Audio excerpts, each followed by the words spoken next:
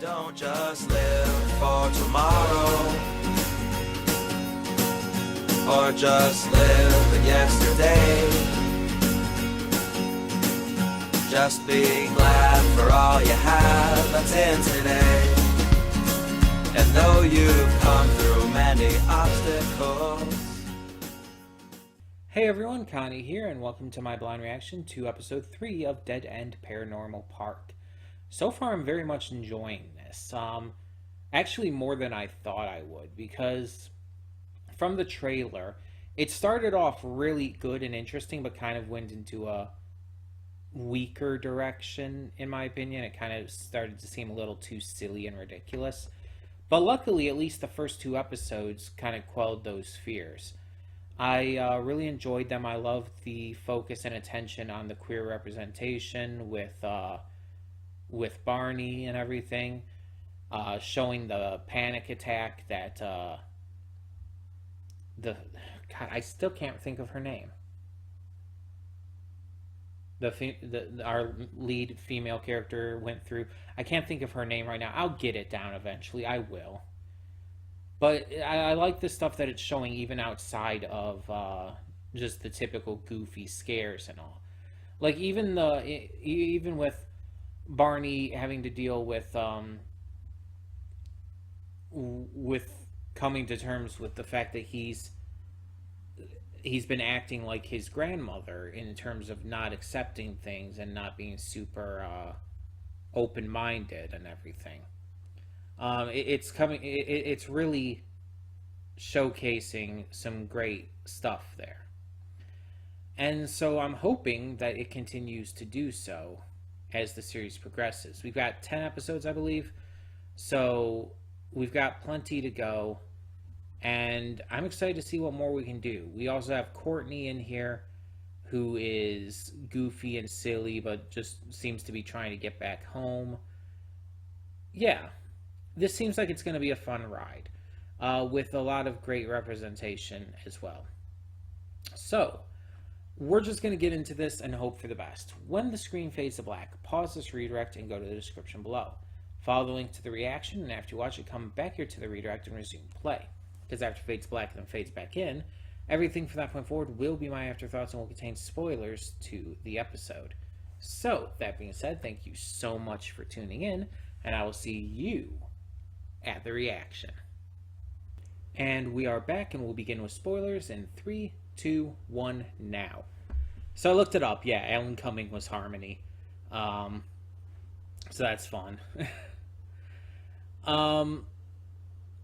Yeah, this just another phenomenal episode. Like, I think I noticed a lot of these animated series that are put onto Netflix, stuff like Glitch Text and She-Ra and whatnot, like they're all really damn good. Kipo is another great example. And they're so underrated, unfortunately. Like, She-Ra definitely was a lot bigger than other ones, but like you have Glitch Text, you have Kipo, you have this. It's like, yeah, they have their dedicated fan bases, but they're not as big name as something on network TV, and I can see why, but it's really disappointing at the same time because these shows are so good, and a series like this especially is so fucking important. Discussing trans issues, discussing issues with anxiety and social fears and whatnot. It's like this is important. This is big stuff, and I think that's really awesome that this series is tackling it, and tackling it in a very good way, making it to be as serious as it is, but kind of overlaying it with the comedy and supernatural goofiness of this show. It makes it entertaining, but never treats the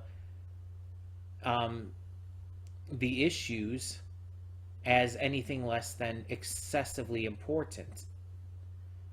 And I think that's amazing. I think it balances itself out excellently. And this episode was definitely no exception. Focusing a lot, almost entirely on Norma. we get to see more in depth how afraid of people and social interaction and all she is.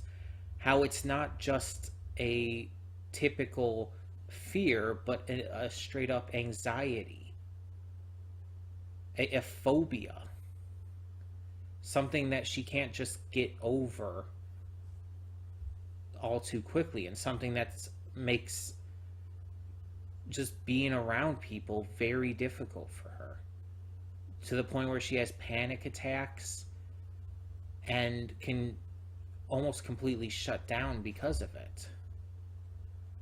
And there are people like this, and there are people even worse than this. And it's really sad to know that people are going through that kind of pain. And I used to be, not to this level, but I used to have social anxiety and fears as well. It was conventions and stuff that helped me work through them and become a lot better at social interaction. Going to conventions, hosting panels, just getting to talk to people more through that, and getting to just have a lot more consistent communication has helped me greatly. Doing this YouTube channel has helped me greatly. And I'm still working at it. I'm still very socially anxious. I'm still very awkward in conversation. I can barely hold a conversation with people in real life. Like, I talk a lot and very openly online, and especially through text. But in real life, when I'm talking to someone in person, I'm very quiet and nervous, and just, I can barely say anything half the time. And so it's like, I do understand what this is like, even if I don't have it to as strong of a degree as Norma does. I still get the fear and the anxiety. Like, it's terrible. It's horrible. And it is something you can work through, but it does take time. I didn't get better with it right away. It took years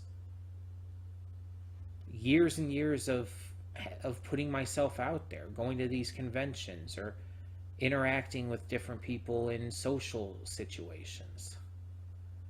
And again, I'm still not like better from it. I'm still not quote unquote fixed, which is a wrong way of putting it, but just to use a term that can be understood here. I'm still very socially anxious. But the reason why I can do a lot more than I used to is because I worked to help myself, and others worked to help me as well.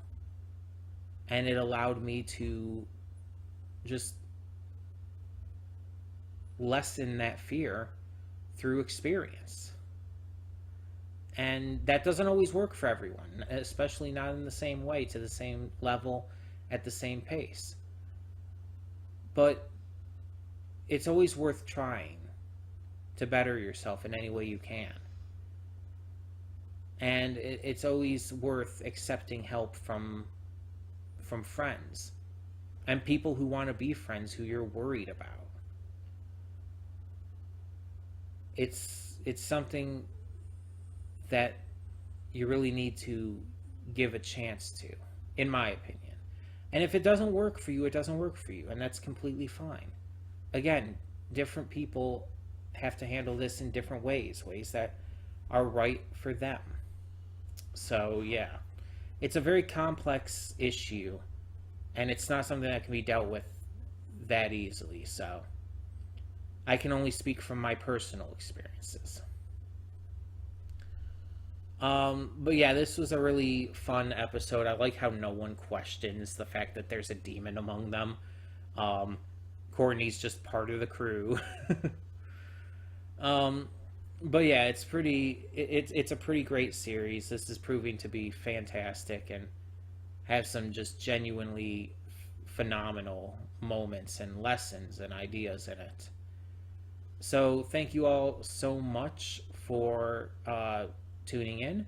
Tell me in the comments below what you thought of episode 3 of Dead End Paranormal Park. And for now, I'm Connie, and I'm signing off. See y'all next time.